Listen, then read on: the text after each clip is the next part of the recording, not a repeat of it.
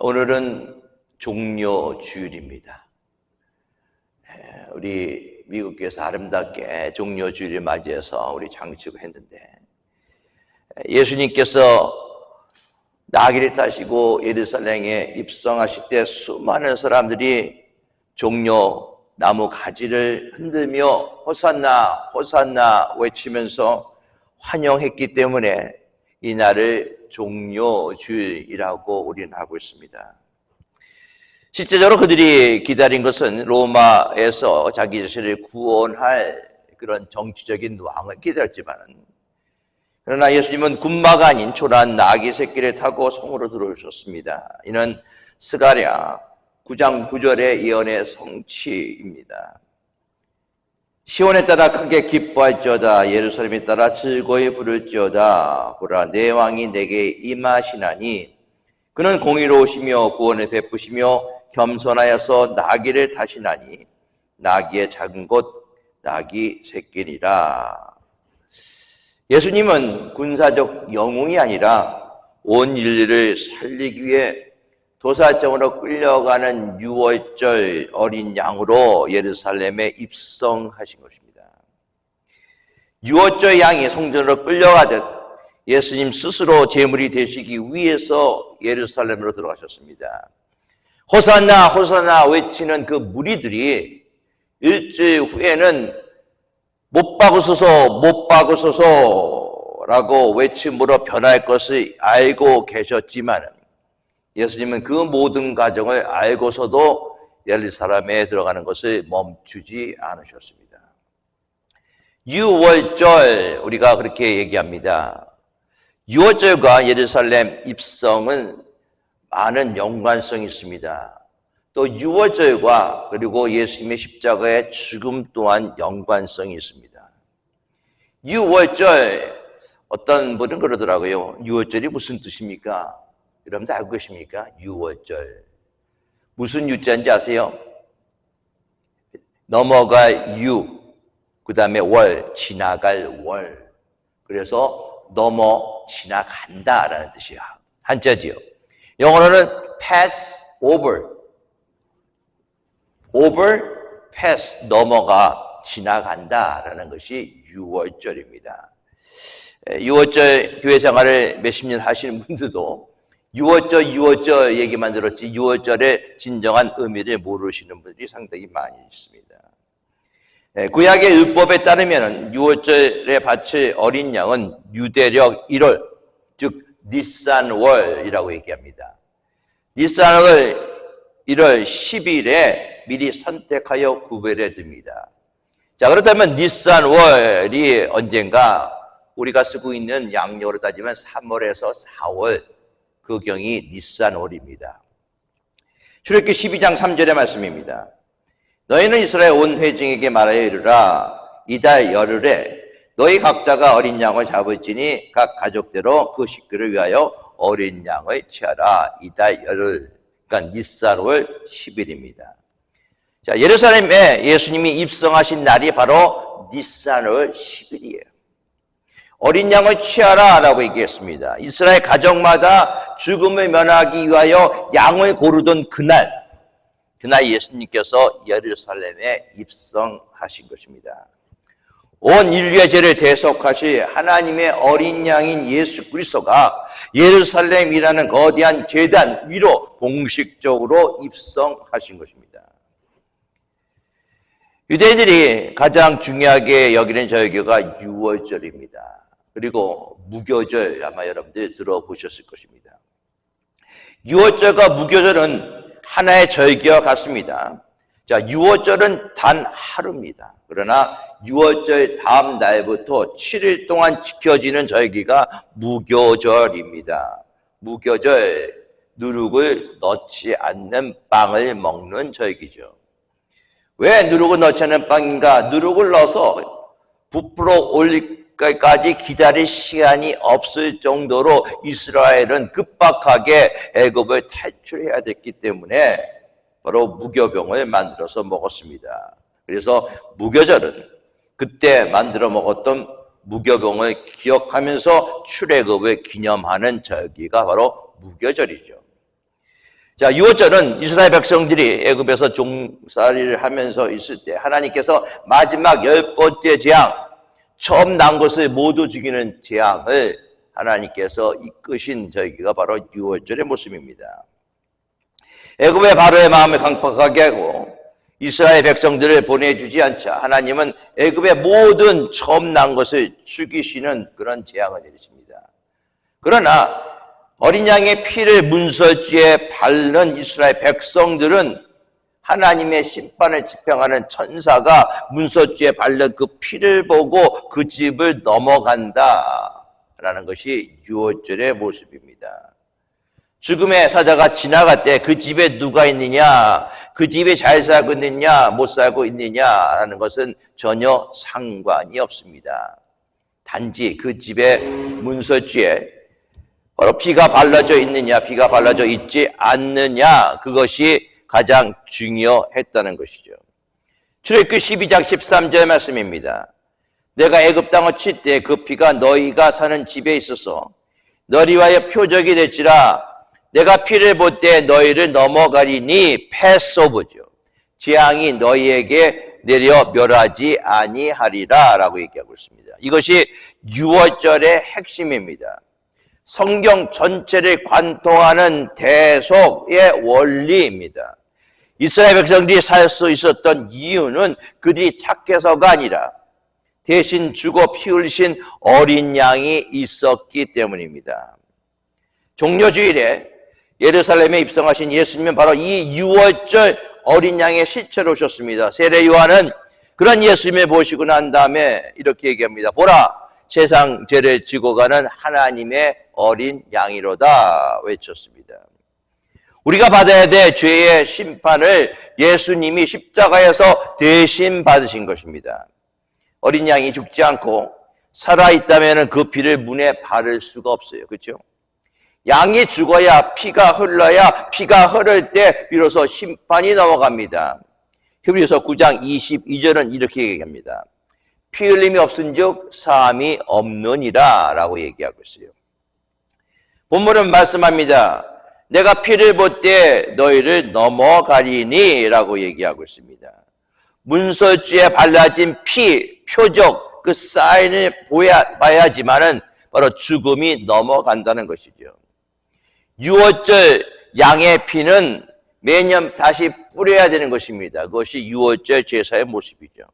그러나 예수 그리스도의 보혈은 단 한 번 온 인류의 죄를 덮는 영원한 표적이 되셨습니다. 히브리서 9장 11절 12절 말씀을 이렇게 얘기합니다. 여러분들에게 읽어드립니다.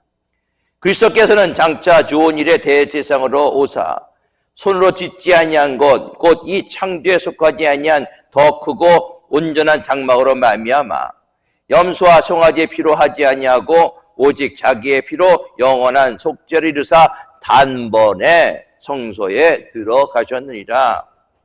단번에 한 번의 죽음을 통해서 우리의 모든 죄가 용서받았다는 것입니다. 베드로전서 1장 18절 19절은 오직 어린 양같이 죄 없으신 예수님의 피로서만 우리가 구원을 받을 수 있다라고 얘기합니다. 베드로전서 1장 18절 19절입니다. 대속함을 받은 것은 은이나 금같이 없어질 것으로 된 것이 아니요 오직 흠없고 점없는 어린 양 같은 그리스도의 보배로운 피로 된 것이니라. 사탄은 끊임없이 우리를 참수하고 있습니다. 우리의 죄를 들먹입니다. 너 그 정도로 살아서 되겠어? 그래서 구원받겠니? 하면서 과거에 지은 죄 모든 것을 다 들춰내고 우리를 참수합니다. 그러나 예수님은 우리를 보실 때 우리 위에 덮인 예수 그리스도의 피를 보시고 우리를 의롭다라고 판결하십니다. 나의 공덕 아니라 예수 그리스도의 보혈이에요. 그런 예수 그리스도의 보혈을 의지할 수 있게 바라겠습니다. 유월절 어린 양의 피는 그릇에 담아져 있습니다. 그릇에 담아있을 때 아무런 능력이 나타나지 않습니다. 그릇에 담겨있는 어린 양의 피를 어디에 발라야 돼요? 문설주에 발라야 되는 것입니다. 그래야 재앙이 넘어갔습니다. 찰스 버즈 목사님은 유월절 피에 대해서 이렇게 설명하셨습니다. 죽음의 사자가 애굽 땅을 지나갈 때 집안에 있는 사람이 얼마나 떨고 있는지는 중요하지 않습니다. 그가 성경을 많이 하는지 기도를 많이 했는지도 생사를 결정짓지 않습니다. 오직 한 가지, 문 밖에 피가 발라져 있느냐가 가장 중요한 기준입니다. 우리의 구원도 마찬가지입니다. 때로는 내 믿음이 약해 보여서 혹시 어제 지은 죄 때문에 구원이 흔들린다고 느낄 것입니다. 그러나 구원은 나의 감정이 아니라는 거예요. 문설주에 발린 예수의 피라는 객관적인 사실에 근거합니다. 종려주일에 우리가 환호할 수 있는 이유는 무엇인가? 그분이 나를 대신해서 죽의 양으로 선택되셨기 때문입니다. 보혈을 신뢰하십시오. 나는 죄인이지만 예수의 피가 나를 씻기셨다는 사실, 우리가 머리로가 아니라 가슴으로 받아들일 수 있는 여러분들 모습 될 수 있기 바랍니다. 보혈을 선포할 수 있기 바라겠습니다. 질병과 가난, 우울과 어둠의 세력이 여러분들을 엄습할 때 믿음으로 예수 그리스도의 보혈을 여러분들의 가정과 자녀, 일터에 바르고 뿌리고 덮으시기 바라겠습니다. 보혈의 가치를 인정하고 사는 여러분들 되시기를 축원합니다. 우리는 핏값으로 산 존재입니다. 더 이상 죄의 종노를 하지 않고 보혈의 능력으로 세상에서 승리하는 왕같은 제사장들이 다 되시기를 축원합니다. 유월절을 준비하는 이스라엘 백성에게 가장 긴장되는 순간이 언제인지 아십니까? 양을 잡는 순간이에요. 단순한 한 마리의 양을 잡는 것이 아니라 하나님이 정해주신 기준, 흠없고 깨끗한 양을 잡아야 돼요. 그렇기 때문에 오늘 본문에서 그 양이 흠없고 일련된 수컷이다 라고 명시합니다. 6월절 나흘 전 니산월 10일 양을 미리 택해서 떼어놓습니다. 바로 예수님이 예루살렘에 입성하신 그날이에요. 양을 떼어서 그 양을 살펴봅니다. 얼마 동안요? 4일 동안 살펴보는 거예요. 혹시 이 양이 깨끗한가? 이 양에 점은 없는가? 이 양이 상처나지 않았는가? 왜? 내 생명을 대신해서 죽을 제물이기 때문에 병든 거나 상한 것을 하나님 앞에 드릴 수가 없어요. 그러나 우리는 종종 우리가 하나님 앞에 드릴 때 우리의 남은 것들, 병든 것들, 짜투리 것들을 하나님 앞에 드릴 때가 너무나 많이 있습니다. 여러분들 하나님 앞에 드릴 때 가장 좋은 것, 최고, 최선의 것을 하나님께 드릴 수 있는 여러분들의 모습 될 수 있기 바라겠습니다. 옛날에 우리의 믿음의 우리 선배님들은, 우리 어머님, 우리 아버님, 그들은 옛날에 11조 또한 옛날에 헌금을 할 때 돈이 새 돈이었으면은, 요즘도 그러신 분들 많이 계세요. 은행에 가서 새 돈으로 바꿔서 헌금하는 분들 계십니다. 내가 그럴 시간이 없다 그러면은 그 돈을 여러분들 아이론으로 다리미로 빳빳하게 아주 펴서 헌금하시는 분들도 지금도 계십니다, 여러분.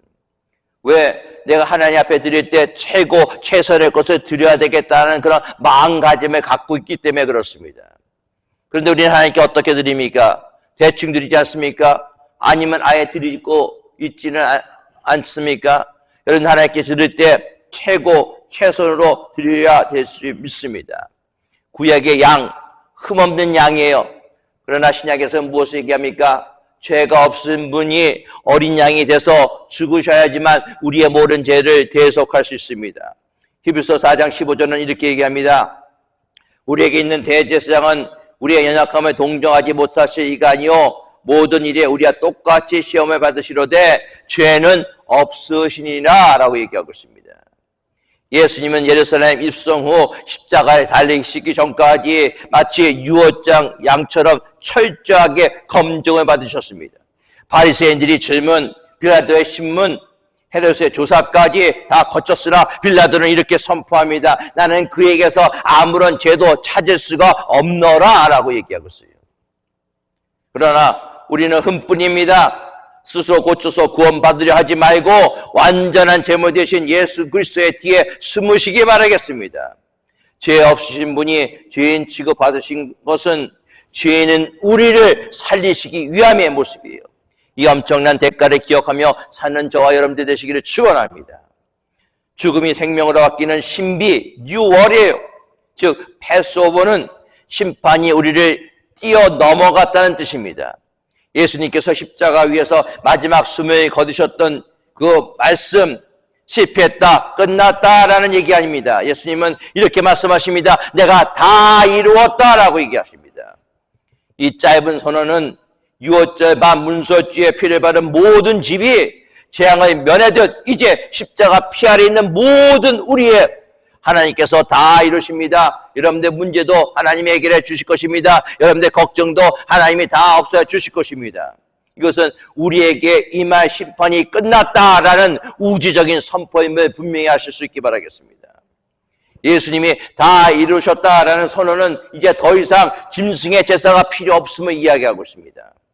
흠없는 하나님의 어린 양이 직접 제물이 되심으로 구약에 있는 모든 제사, 모든 절기, 모든 율법을 100% 충족시키셨습니다. 십자가는 하나님과 우리 사이에 맡겼던 모든 것을 다 뚫어놓으셨어요. 장막이 형소의 휘장이 위에서부터 아래로 다 찢어졌습니다. 이제 우리는 보혈에 힘입어 은혜의 보좌 앞으로 담대히 나아가는 여러분들 모습 될 수 있게 바라겠습니다. 다 이루었다는 선언, 이 선언을 당당히 선포하며 살아가는 여러분들 될 수 있게 바라겠습니다. 예수님이 다 이루셨습니다. 우리의 고행이나 열심히 못해야 구원이 완성되는 것은 아닙니다. 우리의 완벽한 공로를 신뢰하고 그 안에서 참된 안식을 누릴 수 있게 바라겠습니다. 죄책감에서 자유하세요. 주님이 다 지불하셨습니다. 그런데 왜 아직까지도 과거의 죄에 얽매여 살고 계십니까? 보혈의 능력을 믿고 당당히 살아가는 여러분들 될 수 있게 바라겠습니다.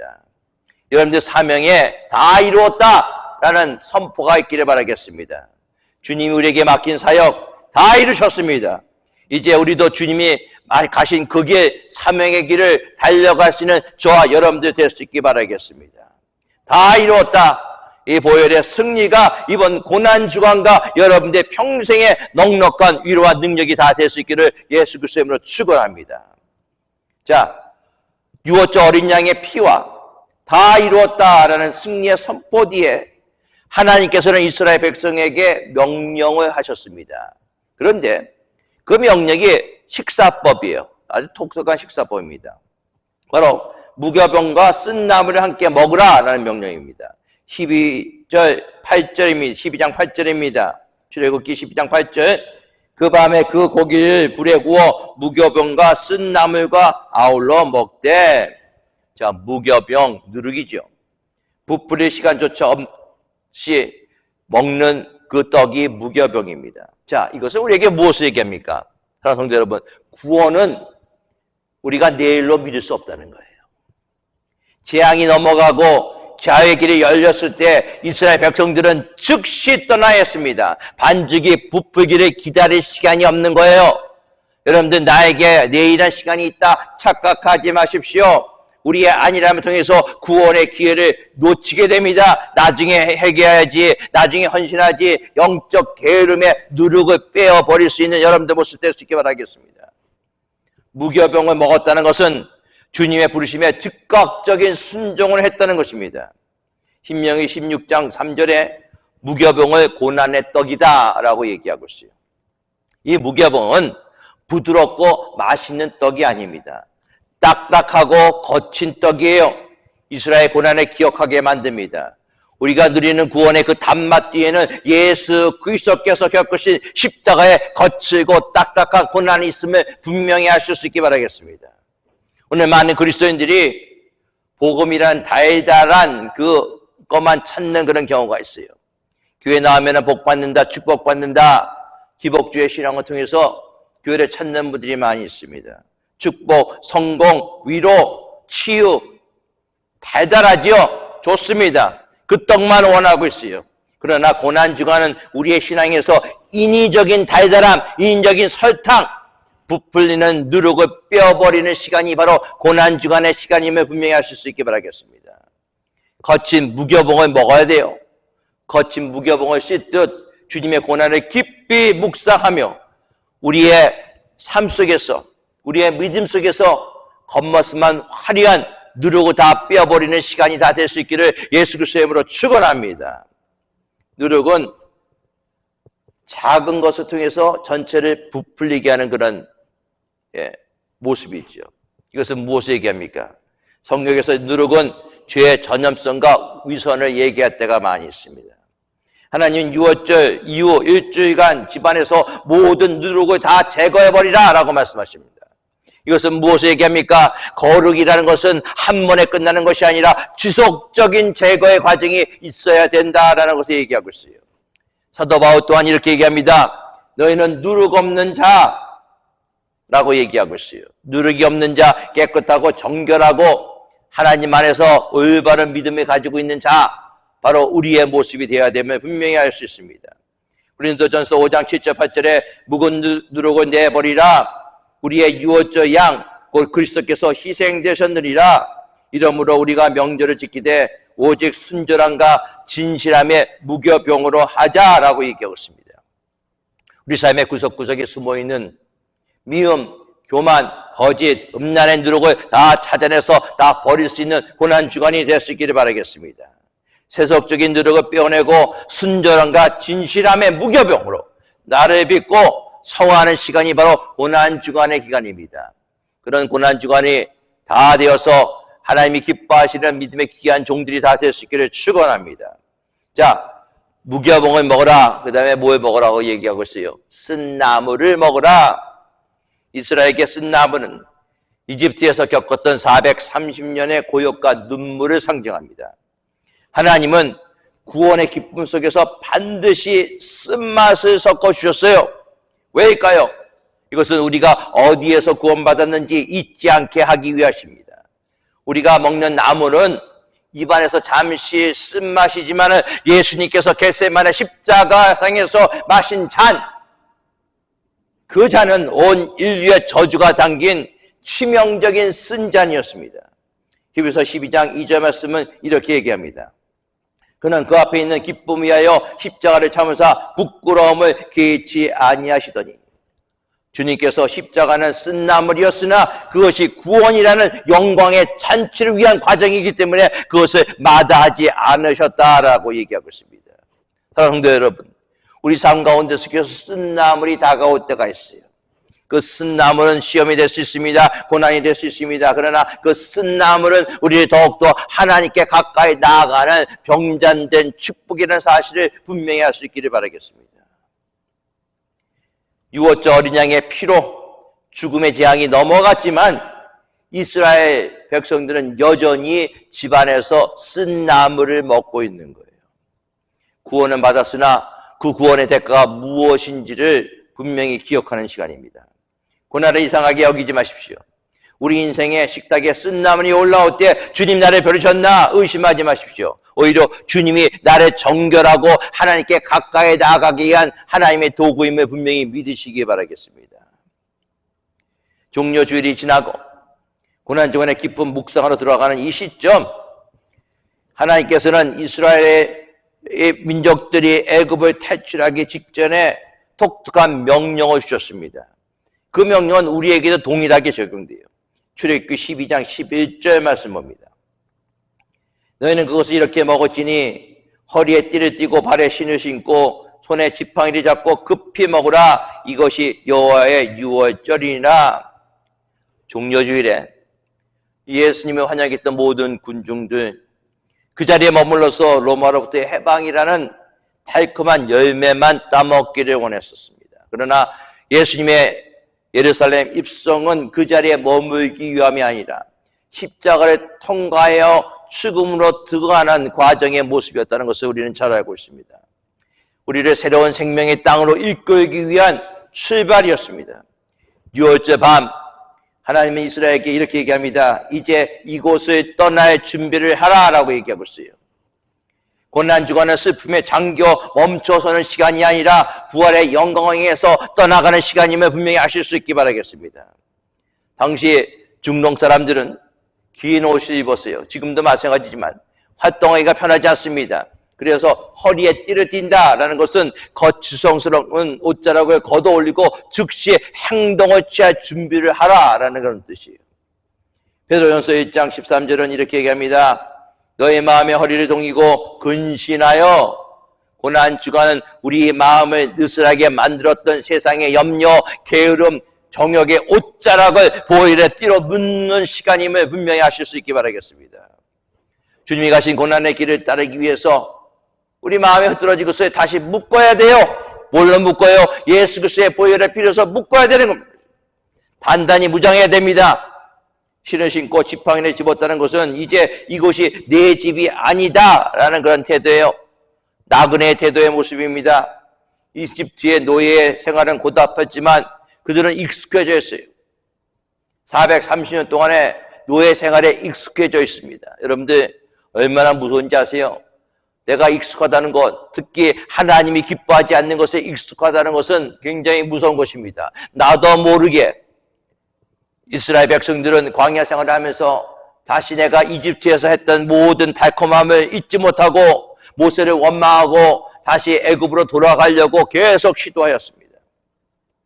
여러분들 지팡이를 신고 신을 신었다는 것은 무엇인가? 내가 모든 것을 버려두고 떠나겠습니다. 하나님의 도성으로 떠나겠습니다. 하나님의 나라로 떠나겠습니다. 라는 결단의 모습이에요. 십자가의 대속의 사건은 우리를 단순히 용서한다는 메시지에서 끝나지 않습니다. 하나님께서 우리를 죄에서 건져내셔서 하나님의 나라로 옮기시는 사건이에요. 고난주간 동안 우리는 세상에 바뀌었던 뿌리를 뽑아 하나님이 인도하시는 사명의 길을 떠날 준비하는 시간이 바로 고난주간의 시간임을 분명히 아실 수 있게 바라겠습니다. 주님, 제가 여기 있습니다. 나를 보내셔서 고백하는 시간이 될 수 있기를 바라겠습니다. 유월절 음식은요, 천천히 음미하면서 떠나가는 그런 시간이 아닙니다. 빨리 먹어야 돼요. 왜? 빨리 떠나야 되기 때문에. 구원은 미룰 수 있는 숙제가 아닙니다. 심판의 재앙이 문 밖을 지나가고 있을 때 우리는 약속의 말씀을 즉시 먹고 순종해야 돼요. 구원의 기회를 놓치지 않기 바라겠습니다. 종려주일에 환영했던 그 수많은 사람들이 며칠 뒤에 주님을 배반했던 이유는 그들의 믿음의 긴박함이었기 때문에 그래요. 고난주간을 보내면서 내일 믿지 다음에 헌신하지라는 안일함을 버릴 수 있게 바라겠습니다. 지금 내 문설주에 뿌려진 보혈의 은혜를 급히 받아들이고 순종의 발걸음을 뛰어 나갈 수 있는 여러분들 되시기를 축원합니다. 사랑하는 성도 여러분, 유월절의 어린 양 예수 그리스도는 우리를 살리시기 위해서 십자가라는 가장 험한 길을 먼저 떠나셨습니다. 그리고 난 다음에 우리에게 말씀하십니다. 나를 따라오려거든 너는 허리에 띠를 띠고 나를 따르라 라고 얘기하고 있어요. 너를 부인하고 너를 죽이고 나를 따르라 라고 말씀하고 있습니다. 예수의 피로 구원받는 우리, 단일한 이 세상에 여러분들 뿌리를 두지 말고 천국을 바라보며 순례자의 삶을 살아가는 여러분들 모습이 될 수 있게 바라겠습니다. 고난주간은요, 단순히 주님의 아픔을 슬퍼하고 묵상하고 우는 시간이 아닙니다. 죄의 이집트를 떠날 준비를 하는 시간이에요. 보혈의 띠를 메고 영적 전쟁을 준비하는 기간입니다. 부활의 소망에 난 지팡이를 꽉 잡는 시간입니다. 이번 고난주간을 맞이해서 우리 삶의 거추장스러운 모든 것들을 다 내려놓고 주님과 함께 영원한 생명을 떠나는 저와 여러분들이 다 될 수 있기를 예수 그리스도의 이름으로 축원합니다. 기도하겠습니다. 아버지 하나님, 오늘은 종려주일, 이 종려주일이 끝나고 고난주간에 들어가 아버지 하나님 주여 주님께서 못 박혀 죽으신 성금요일 또한 부활의 영광을 향해 가는 그런 기간입니다. 우리 사랑하는 성도들을 붙들어 주시고 유월절 어린 양으로 오셨던 예수 그리스도의 그 피로 다시 한번 정케되어서 부활의 영광에 참여하는 믿음의 귀한 성도들 다 되게 허락하여 주시옵소서. 우리 주 예수 그리스도의 이름으로 기도드리옵나이다. 아멘.